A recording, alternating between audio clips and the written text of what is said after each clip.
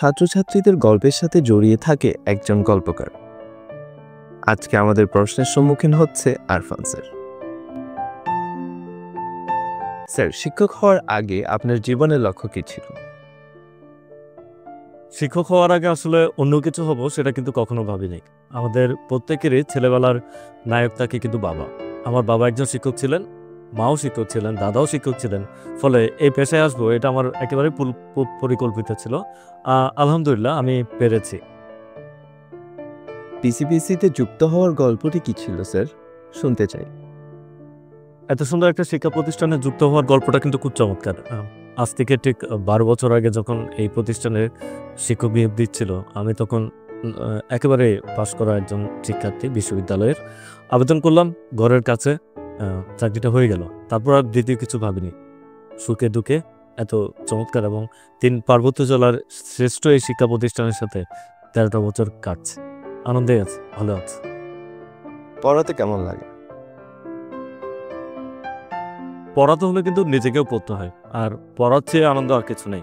অর্থাৎ নিজে একজন পাঠক, নিজে ছাত্র। শিক্ষক হতে হলে কিন্তু নিজেকে আগে ছাত্র হতে হয়।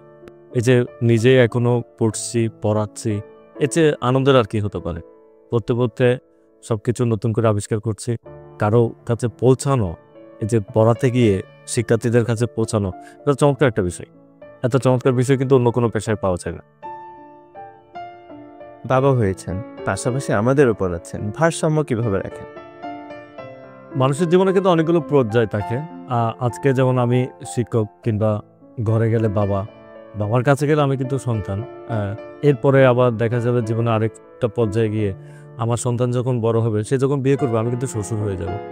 আবার এরপরে তাদের সন্তান হলে আমি কিন্তু দাদা, নানা। অনেকগুলো মানুষের জীবনে পর্যায়গুলো তো আসলে থেমে থাকে না, চলমান থাকে, বহমান থাকে। সবগুলো উপভোগ করার বিষয়। আর শিক্ষকতা এটা কিন্তু পেশা, পেশার সাথে ব্যক্তিগত জীবন সম্পূর্ণ আলাদা। কলেজে আসলে আমি শিক্ষক, ঘরে এলে আমি বাবা। দুটো আলাদা চরিত্র। তবে সন্তানের প্রতি যে মায়া মমতা, সেটা তো আসলে ব্যাখ্যা করা যায় না, ব্যাখ্যারও অতীত। আবার শিক্ষার্থীদের প্রতি যে স্নেহ, ভালোবাসার সম্পর্ক অথবা দায়িত্ববোধের সম্পর্ক, সেটাও কিন্তু বেশ উপভোগ্য। দুটাই এই তো। বাবা নাকি শিক্ষক? প্রশ্নটা কিন্তু বেশ জটিল। ব্যাপারটা ভারসাম্যের বিষয়, এবং দুটাই সমান সমান। সকাল নাকি বিকাল? প্রকৃতি কিন্তু বৈচিত্র্যময়।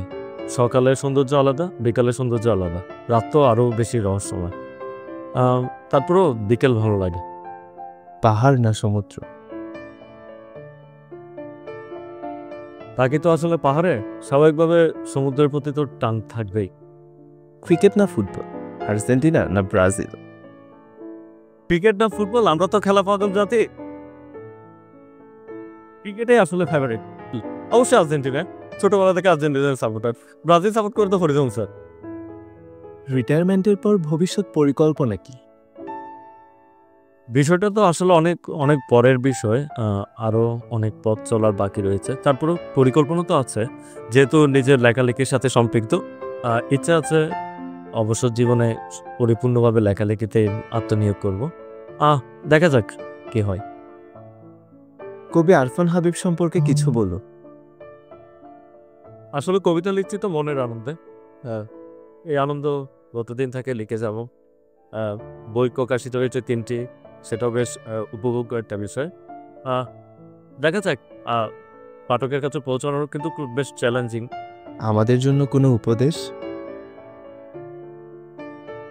উপদেশ আসলে তেমন কিছু না, শুধু এটুকু বলবো, আমাদের এই প্রজন্মটা যেন বই পড়ার সাথে সম্পৃক্ত থাকে। আসলে এর চেয়ে ভালো কাজ আর হতে পারে। এই পাঠ অভ্যাসটা একজন মানুষকে পরিপূর্ণ মানুষ হিসেবে গড়ে তুলতে সাহায্য করবে। এটুকুই। শুভেচ্ছা সবাইকে।